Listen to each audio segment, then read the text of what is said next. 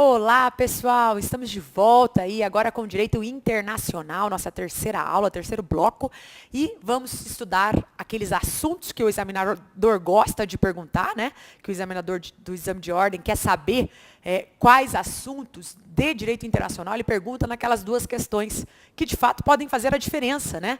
Quem está lá com 37, 38 pontos, né? 39, se acertar as duas de Direito Internacional, opa!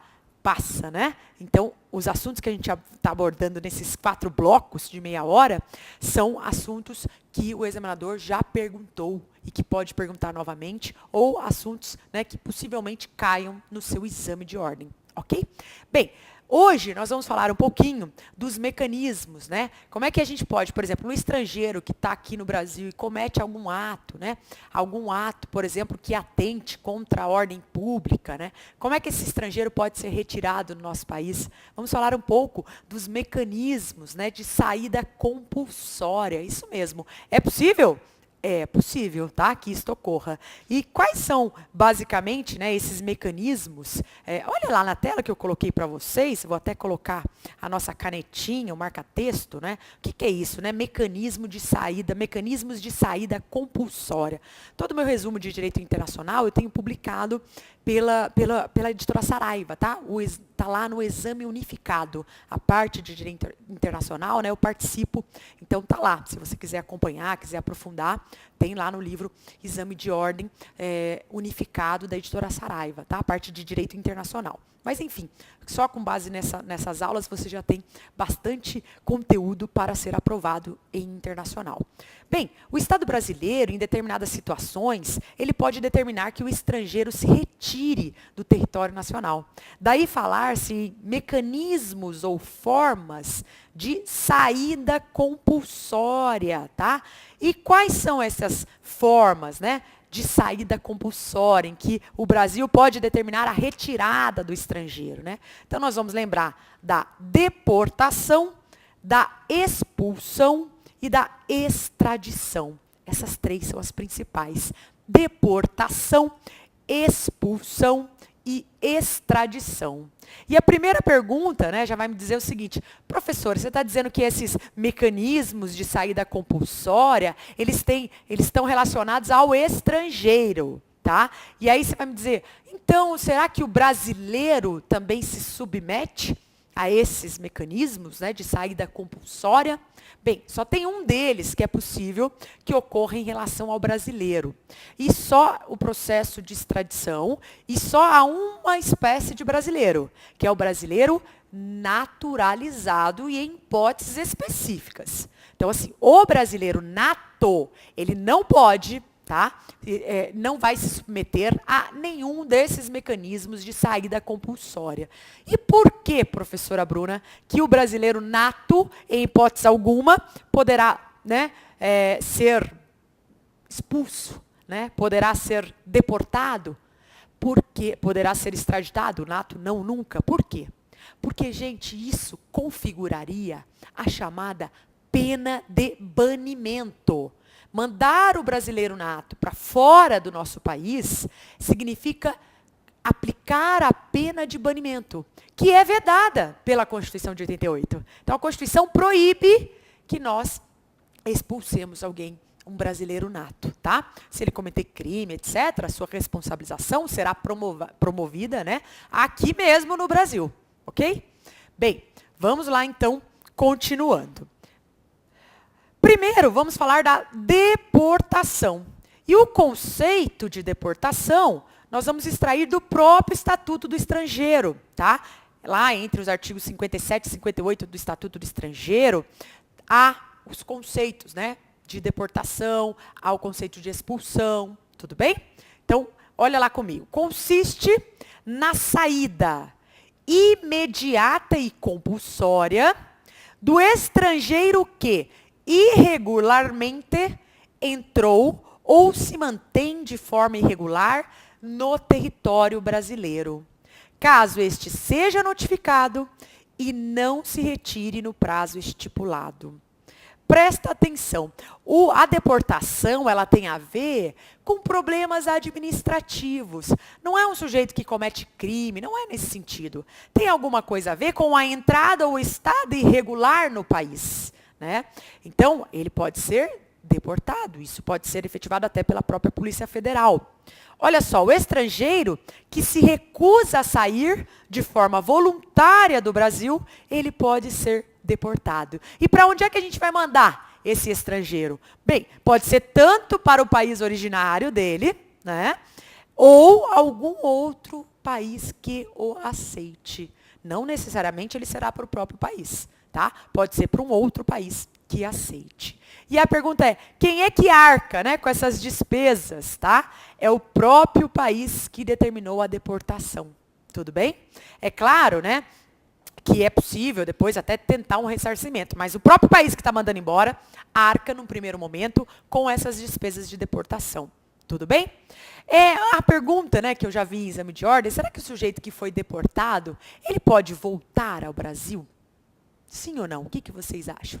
Bom, se a deportação não tem a ver efetivamente com crime, e sim com algo relacionado à entrada ou estado irregular no país, como são problemas administrativos, sanado o problema, é possível sim que ele retorne, tá?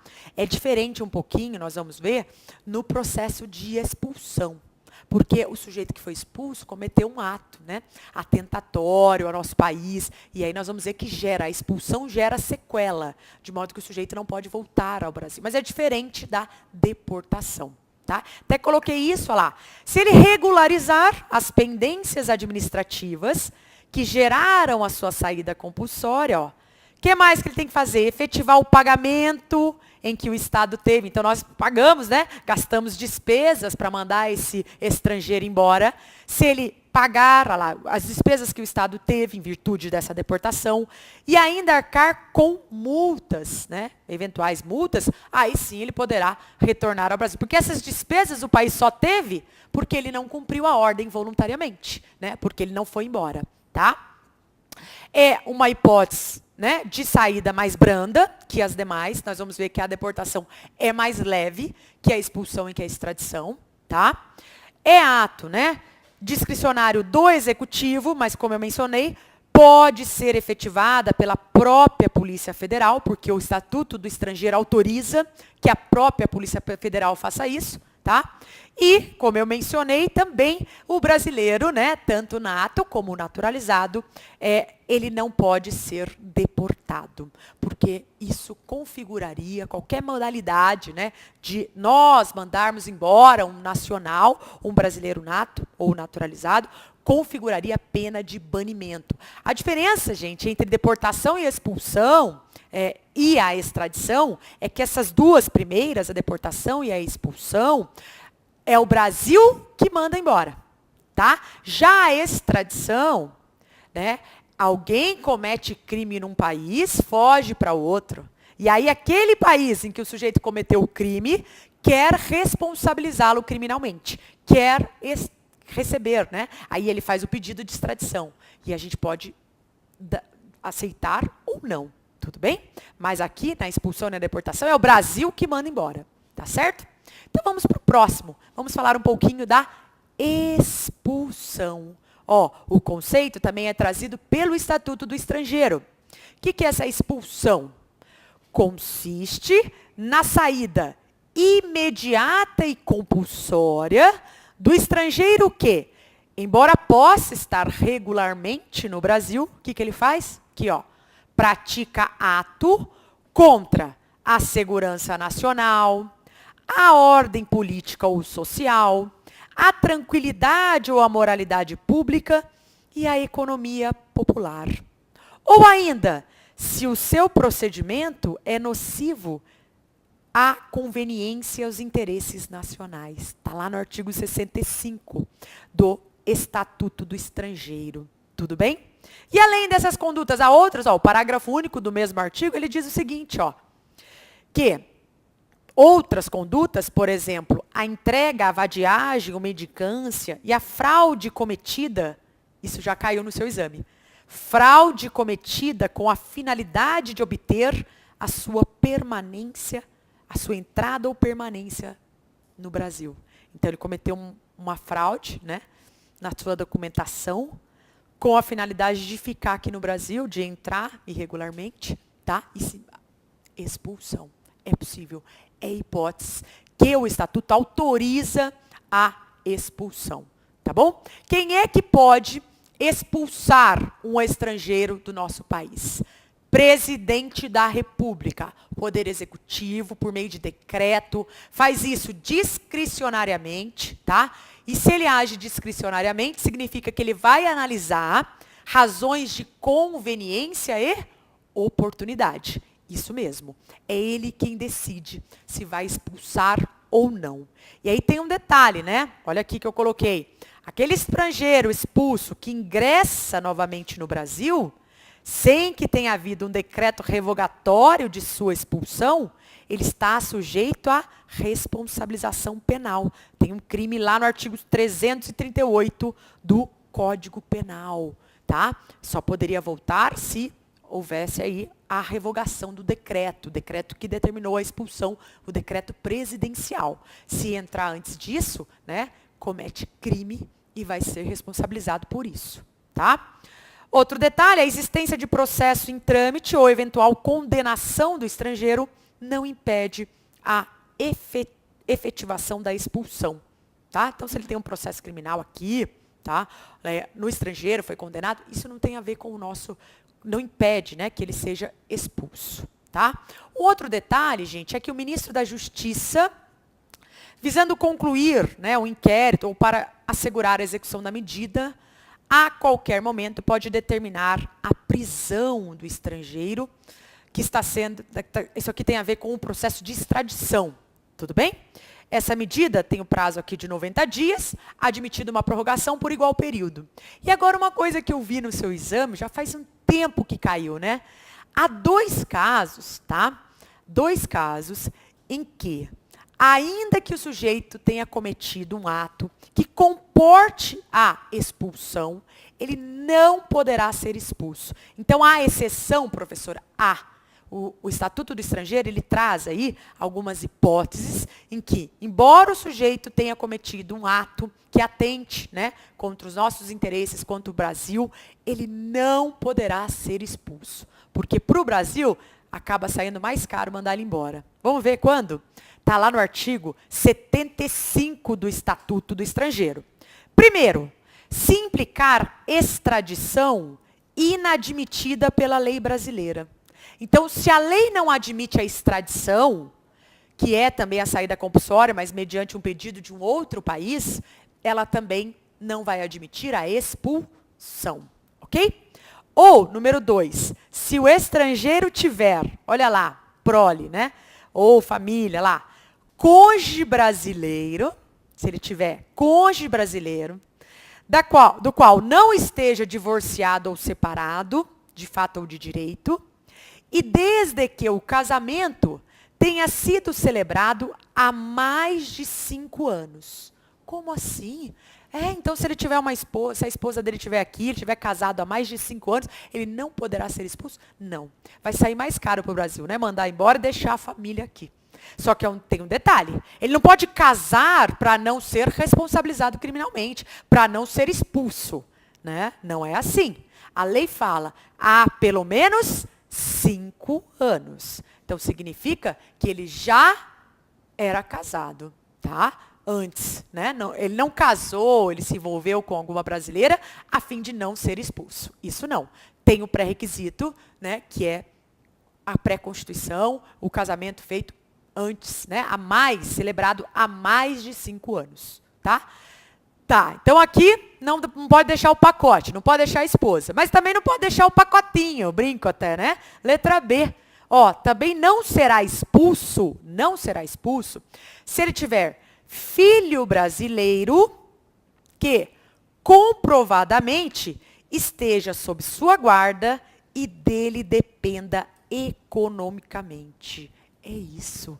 Então, veja, se ele tem um filho que está sob a sua guarda, que prove que depende dele economicamente, esse sujeito também não poderá ser expulso. Traria mais prejuízo para o nosso país expulsar e largar esse filho, que é dependente economicamente dele, aqui.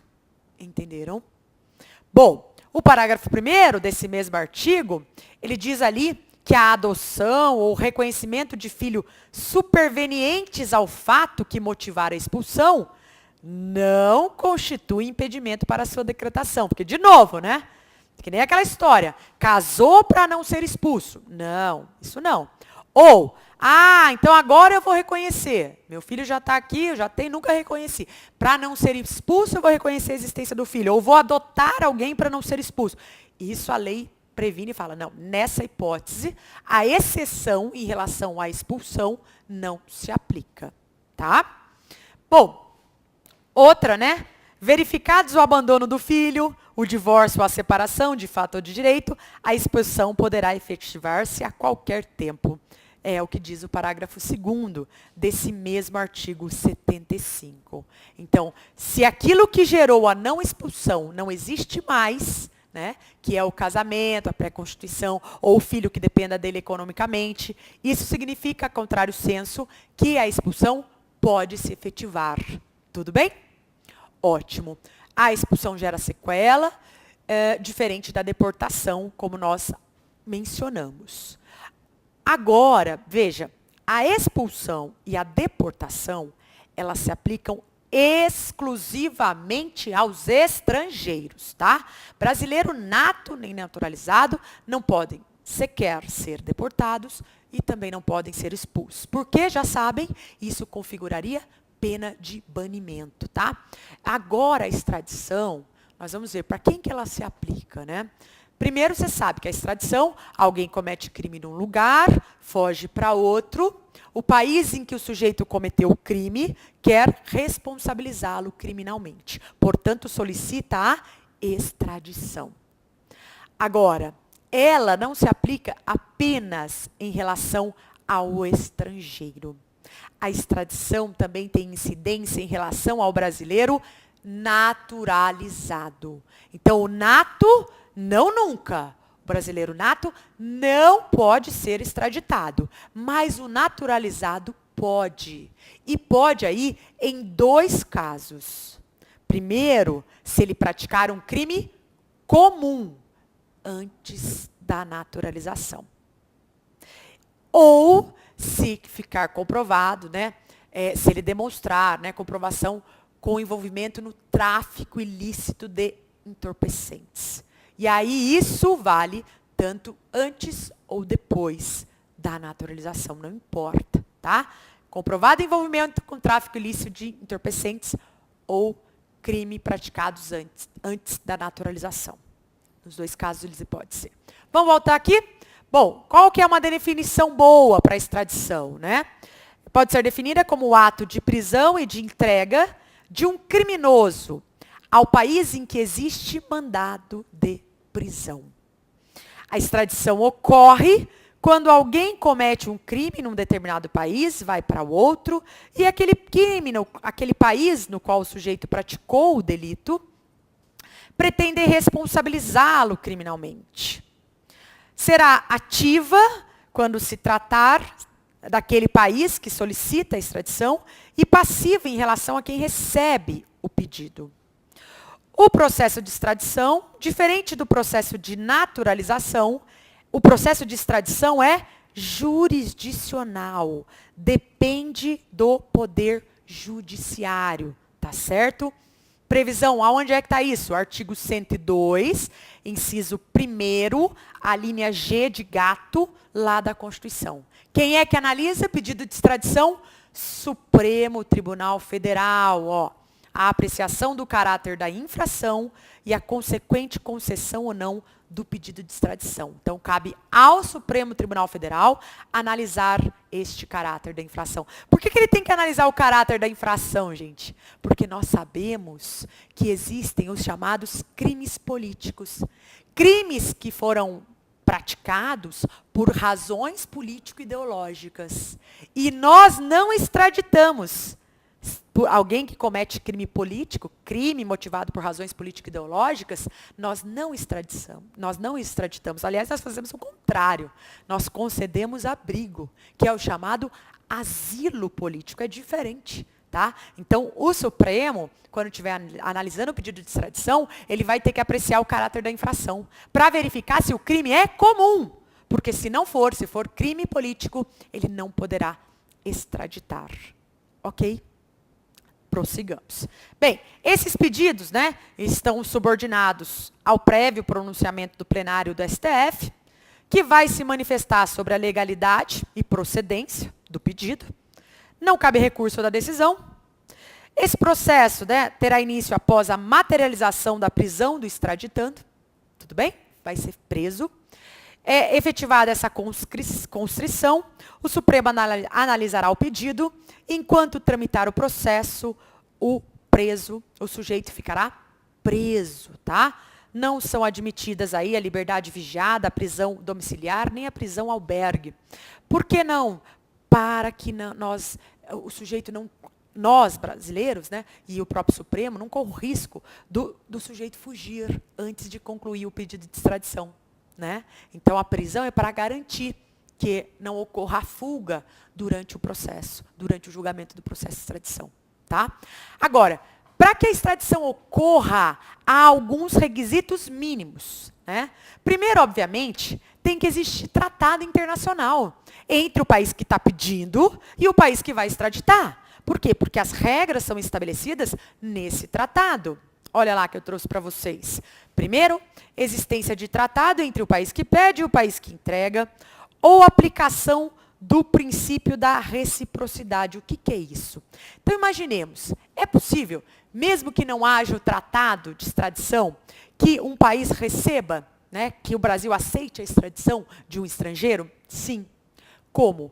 Esse país em que está solicitando a extradição, ele se compromete em, havendo a mesma situação, ele também vai extraditar. Ele se compromete a isso. Havendo a mesma situação, princípio da reciprocidade. Se o Brasil aceitar, ele pode extraditar.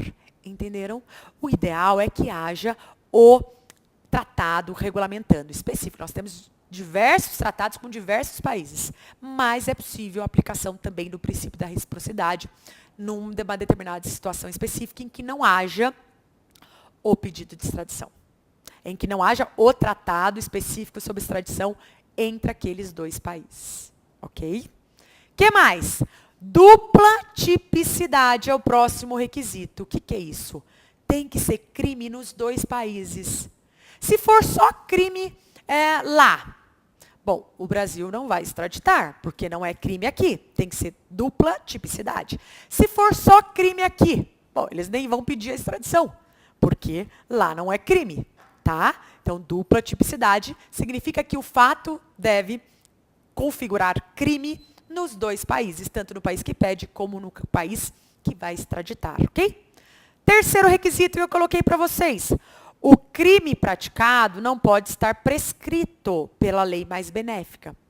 Ou seja, se no Brasil a pena já estiver prescrita, porque é menor que a prevista no país que requer a extradição, ainda que lá não tenha havido prescrição, o sujeito não poderá ser extraditado. Então, a pena não pode estar prescrita em qualquer dos países. Se um tiver prescrita, já não ocorre a extradição.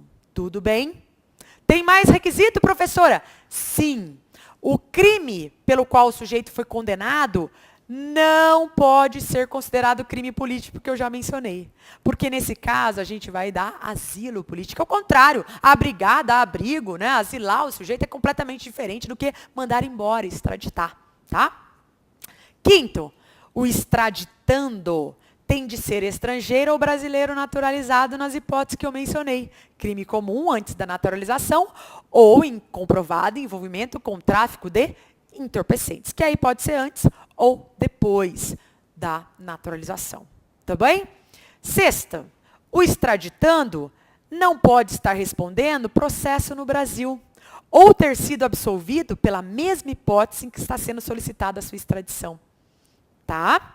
Outro requisito, tá? Sétimo agora, a pena prevista para o crime no Brasil tem de ser privativa de liberdade e superior a 1 ano. E vamos falar do 8º, compatibilização de penas. As penas não precisam ser idênticas, né? Mas ter sido crime cometido no território do estrangeiro e serem aplicáveis ao extraditando as leis penais desse Estado. E o 9º, deve existir, em regra, sentença final de privação de liberdade ou estar a prisão do extraditando autorizada já por juiz, tribunal ou autoridade competente do Estado requerente. Então, se ainda não há aí a sentença, né, condenatória, ou não há a decretação da prisão autorizada pelo juiz, não há razão para já extraditar o sujeito. Tudo bem? E agora tem algumas situações, né, que é vedada a extradição, proibida. Primeira, se tratar de brasileiro, salvo se a aquisição, né, dessa nacionalidade verificar-se após o fato que motivar o pedido, e aí nós já sabemos que o nato não pode, tá? 2, o fato que motivar o pedido não for considerado crime no Brasil, ou no Estado requerente, nós já mencionamos. E 3, o Brasil for competente, segundo suas leis, para julgar o crime imputado ao extraditando. Então, se o Brasil pode julgar, não há necessidade de extraditar. A responsabilização pode ser feita aqui mesmo. Tudo bem? Outra hipótese que o Estatuto do Estrangeiro veda a extradição. Quando a lei brasileira impuser ao crime pena de prisão igual ou inferior a 1 ano. Outra, o extraditando estiver a responder processo ou já houver sido condenado ou absolvido no Brasil pelo mesmo fato. Outra, quando tiver extinta a punibilidade pela prescrição, que nós vimos, tá? E, por fim, quando o fato constituir crime político. Tudo isso nós mencionamos, tá? Mas o próprio Estatuto corrobora, colocando essas informações lá, tá? Avançando, o extraditando também não haverá extradição, tá? Quando o extraditando houver de responder no Estado requerente perante a tribunal ou juízes de exceção. O que é isso, tribunal ou juiz de exceção? Um tribunal criado, né, para julgar pós-fato. Então, primeiro ocorre o crime e depois cria-se um tribunal para julgar as pessoas que cometeram aqueles crimes. Isso não pode, um tribunal de exceção. Na Segunda Guerra Mundial houve isso, né? Não podemos mais, tá? Se o extraditando tiver de responder em um tribunal ou juízo de exceção, não poderemos extraditar o sujeito, ok? Um detalhe importante é o seguinte, o Supremo já entendeu que a circunstância de ser o extraditando casado ou ter filho brasileiro não impede a sua extradição. É diferente lá da expulsão, tá? Então, cuidado para não confundir na prova. A expulsão, né, a expulsão daquele sujeito que tem filho, casado há mais de 5 anos e tem filho que dependa dele economicamente, não pode, mas na extradição pode. Tá? Prossigamos. Havendo mais de um pedido de extradição da mesma pessoa e pelo mesmo fato, 2 países estão pedindo. O que o Estatuto determina? Né? Que primeiro o Estado em cujo o território a infração tenha sido cometida. Então, ele vai ter prioridade em relação ao outro. Tá? Mas se forem crimes diferentes, e aí? Aí tem uma ordem própria dada pelo Estatuto. Primeiro, o Estado requerente em cujo o território haja cometido o crime mais grave, segundo a lei brasileira. 2, o que, em primeiro lugar, houver pedido a entrega do extraditando, se a gravidade for idêntica. Então, é uma ordem, né? Começa com uma, se não der, vai para a outra. Terceiro, o estado de origem ou, na sua falta, o domiciliar do extraditando, se os pedidos forem simultâneos. Se existir tratado internacional celebrado entre os países que estão formulando o pedido, as regras lá previstas devem prevalecer sobre esta ordem prevista no Estatuto. Então, aqui, né, é só subsidiariamente, é só para resolver, para sanar problemas específicos. Tá? O correto, como eu falei, é o tratado entre os 2 países, porque ele é que vai estabelecer, tudo bem? Ele que vai estabelecer quais são as regras específicas daquela extradição. Tá? Bom, avançando mais um pouquinho, E vamos falar agora do asilo político. Ó, asilo político. Só para ler o artigo 88, ó, do Estatuto, diz que negada a extradição, não se admitirá novo pedido com base no mesmo fato. Tá? Isso também é importante. Já vi em prova de concurso público isso. E, para finalizar esses mecanismos, né, tem um que se opõe a eles, que é o asilo. Né? Asilo é acolhimento, né, em território nacional, no nosso país, daquele que está sendo perseguido pela prática de crime político ou de opinião. A gente concede abrigo, asilo. Claro que o asilado, ele deve cumprir as regras do nosso país. O asilado, para sair do país, ele tem que pedir autorização. Então, tem várias regras, mas ele tem esse benefício. Por quê? Porque a Constituição foi feita pós-ditadura. Momento em que muita gente estava sendo perseguida pela prática de crime político ou de opinião.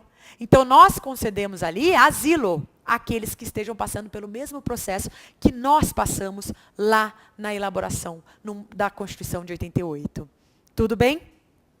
Quem concede o asilo é o Poder Executivo por meio do ministro da Justiça, tá? Está lá no artigo 4º, tá? Que é um dos princípios que rege o Brasil nas suas relações internacionais. Então, nós somos obrigados a dar esse asilo. E a pena de banimento, que eu já falei, que é vedada, né, que seria mandar embora do Brasil o nacional. Questão. Vamos resolver uma questão? Nada como treinar. Então, você vê a matéria e já coloque em prática. Já vai resolver questão sobre o assunto. Porque é o treino que leva à aprovação. Sempre digo isso aos meus alunos. É o treino, é a repetição que leva à aprovação. Então, acompanhe comigo. Violento torcedor estrangeiro, integrante da torcida organizada e arrolada. Claro que é uma questão extraída do exame de ordem, tá? A gente não cria nenhuma aqui. A gente traz questão extraída do próprio exame. Violento torcedor estrangeiro, integrante de torcida organizada e arrolado como impedido de entrar em estádios de futebol durante a Copa do Mundo, por figurar na lista da Interpol, após ter ingressado irregularmente em território nacional e ser capturado dentro de um dos estádios, tem a sua deportação promovida por não se retirar voluntariamente. Sobre o caso apresentado, então é um caso de deportação que ele não quis sair. Ó, ótimo. Sobre o caso apresentado, assinale a afirmativa correta. A. Nunca mais poderá o torcedor estrangeiro deportado reingressar no território nacional? Será que a deportação gera sequela? Nós já falamos isso. B. O torcedor estrangeiro deportado poderá reingressar no território nacional se ressarcir o Tesouro Nacional com correção monetária das despesas com sua deportação, porque é o Brasil que paga quando ele vai deportar, né? E efetuar, se for o caso, o pagamento da multa devida à época também corrigida. Parece interessante essa alternativa, né? Por tudo que nós estudamos até agora. Mas vamos ler as demais, né? Sempre leia até o final. C. O torcedor estrangeiro deportado poderá reingressar no território nacional após o transcurso do lapso prescricional quinquenal para o ressarcimento do Tesouro Nacional. Nós falamos de lapso prescricional ou falamos apenas do próprio ressarcimento? D. O torcedor estrangeiro deportado poderá retornar se comprovadamente não tiver condições de arcar com o pagamento da quantia devida, sem prejuízo da sua própria subsistência? Qual é a alternativa correta, gente? Vamos lá, né? Eu coloquei para vocês os fundamentos. Mas a correta, de fato, gente, é aqui a letra B, tá? De Bruna, isso mesmo. Ó, e eu coloquei o fundamento. Então, depois você lê o fundamento das demais. Mas a B, ó, o estrangeiro deportado só poderá reingressar no território nacional se ressarcir o Tesouro Nacional. É cópia, ó. Cópia do artigo 64 do Estatuto do Estrangeiro. Vocês viram como a prova e o examinador gosta de copiar artigo da lei? tem que ler a lei, gente, porque ele vai copiar. Então, começa pela leitura da Constituição e vai lendo as leis especiais. Claro que você não precisa ler o Estatuto do Estrangeiro inteiro, né? Mas aqueles artigos que já caíram, é sua obrigação ler, tá bom? Bom, multa devida também corrigida. Olha, eles copiaram e colocaram na alternativa. Portanto, a B, de fato, era a correta. Mais uma questão? Ótimo. Olha lá.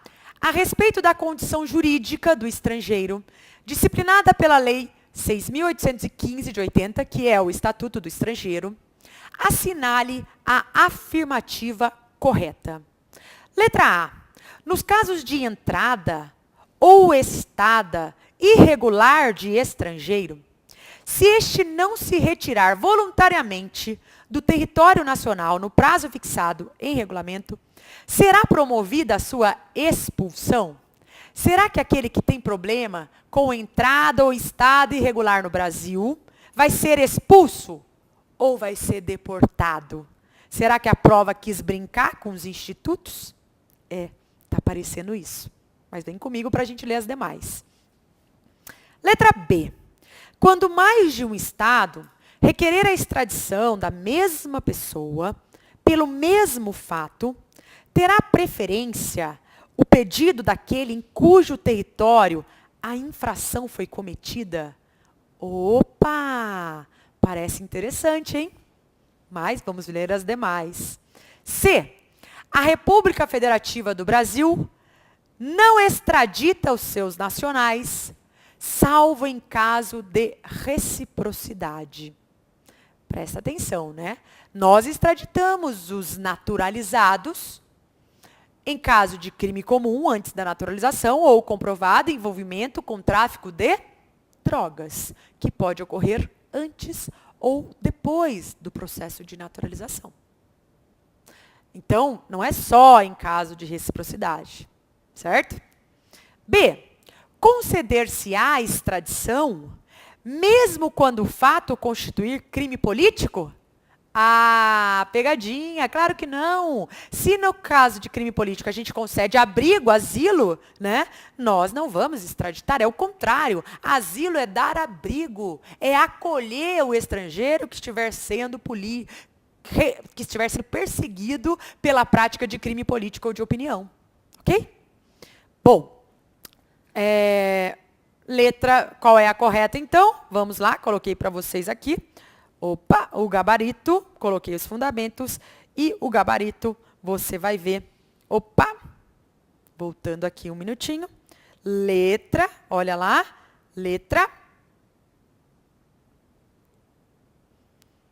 A está errada, nós já vimos, né, que não seria o caso de expulsão, e sim deportação, nós já vimos. Ah, e é a B mesmo, olha lá, a B, pois de fato existe a chamada preferência. Só voltar para vocês lembrarem o que dizia a letra B, ó. Quando mais de um Estado, era exatamente a que nós suspeitamos, né? Vocês também suspeitaram, aliás, eu acabei de falar isso, né? Tá. Quando mais de um Estado requerer a extradição da mesma pessoa, pelo mesmo fato, terá preferência o pedido daquele em cujo território a infração foi cometida. É isso. Tudo bem? E, para finalizar, vamos ver aí a última questão. Pierre de Oliveira, olha só, nasceu na França, filho de pai brasileiro, que à época se encontrava em viagem privada de estudos, e mãe francesa. Viveu até os 25 anos em Paris, onde se formou em análise de sistemas e se pós-graduou em segurança de rede. Em 2007, Pierre foi convidado por uma universidade brasileira para fazer parte de um projeto de pesquisa destinado a desenvolver um sistema de segurança para uso de instituições financeiras. Embora viajasse com frequência para a França, Pierre passou a residir no Brasil, optando em 2008 pela nacionalidade brasileira. No início de 2010, uma investigação conjunta entre as polícias brasileira e francesa descobriu que Pierre fez parte, no passado, de uma quadrilha internacional de hackers, Detido em São Paulo, ele confessou que entre 2004 e 2005, quando ainda vivia em Paris, invadiu mais de uma vez a rede de um grande banco francês, desviando recursos para contas localizadas em paraísos fiscais. Com relação ao caso hipotético, é correto afirmar que, letra A, se a França assim requerer, Pierre poderá ser extraditado, pois cometeu crime comum sujeito à jurisdição francesa antes de optar pela nacionalidade brasileira. Preste atenção, essa questão caiu na prova da OAB, né? Presta atenção um detalhezinho. Primeiro, você vai lembrar o quê? Que esse sujeito é brasileiro nato ou naturalizado? Porque antes de vocês começarem a pensar no crime que ele praticou, se é expulsão, se é deportação, se é extradição, né? Você primeiro precisa saber se ele é brasileiro e se é nato ou naturalizado. Porque se for nato, gente, ele não pode nenhuma dessas modalidades de saída compulsória. Agora, se for naturalizado, aí ele pode ser extraditado, correto? Então, volta lá comigo. Volta para a questão, para a gente marcar. Ó, o que ele é? Ele nasceu na França, tá? Mas ele era filho de pai brasileiro. Se ele é filho de brasileiro, ele pode ser considerado? O pai pode ser considerado brasileiro? Pode. O pai estava lá a serviço do Brasil? Não. Está escrito aqui, em viagem privada. De modo que, para esse sujeito ser considerado brasileiro nato, ele precisa se enquadrar nas hipóteses mencionadas no artigo 12, inciso 1º, a linha C. Tá? Lá é possível como? Que ele faça o registro na repartição brasileira competente, e aí ele vai ser brasileiro nato, ou, se o pai não fizer o registro, e olha, aqui não está escrito que ele fez o registro, é possível ainda que ele seja nato? Sim. Ele vem morar no Brasil e, atingida a maioridade, ele faz a opção pela nacionalidade brasileira. Então, volte que parece que foi isso que aconteceu. Olha lá. Ele viveu até 25 anos em Paris, depois foi convidado por uma universidade brasileira para fazer parte de um projeto de pesquisa. Embora viajasse para a França, passou a residir no Brasil. Então ele veio morar no Brasil. Ele preencheu esse requisito. E, optando, fez a opção pela nacionalidade brasileira. Poderia? Poderia, porque aqui está dizendo que ele tinha 25 anos. Para ele fazer essa opção, ele tinha que ter mais de 18 anos. Ele fez. Portanto, gente, ele é brasileiro nato. E, sendo brasileiro nato, não poderá ser extraditado, não poderá ser expulso, ainda que tenha cometido esse crime. Não é que ele não vai ser responsabilizado. Ele não vai ser expulso, extraditado, mas ele vai corresponder pelo crime aqui no Brasil. Cuidado, que era uma pegadinha. Vamos lá para as alternativas, olha lá. Então, qual a alternativa correta? A. Vamos ler a A. Se a França assim requerer, Pierre poderá ser extraditado? Não, como ele é nato, ele não poderá ser extraditado. Nem precisamos continuar a leitura. B. A critério do Ministério da Justiça, Pierre poderá ser expulso? Não, ele é brasileiro nato, portanto, não pode ser expulso. C. Poderá ser deportado para a França? Primeiro que não era hipótese, né, de entrada ou estado irregular no Brasil. Era crime, efetivamente. E ele é nato, não pode. Portanto, a alternativa correta era a alternativa D. Pierre não poderá ser extraditado, expulso ou deportado em qualquer hipótese. E por que em qualquer hipótese? Porque ele é brasileiro nato. E brasileiro nato não pode ser expulso, não pode ser deportado, não pode ser extraditado. Ok? Tranquilo? Então vamos ficar por aqui e nós nos vemos ainda no último bloco de Direito Internacional. Desejo que você esteja estudando, treinando as questões que nós não fizermos em aula, tá? Você pega nas provas anteriores, ou pelo um livro de questões comentadas, ou por algum aplicativo no celular em que você consegue resolver as provas, mas não deixe de treinar. É o treino que leva à sua aprovação. Um abraço, até a próxima.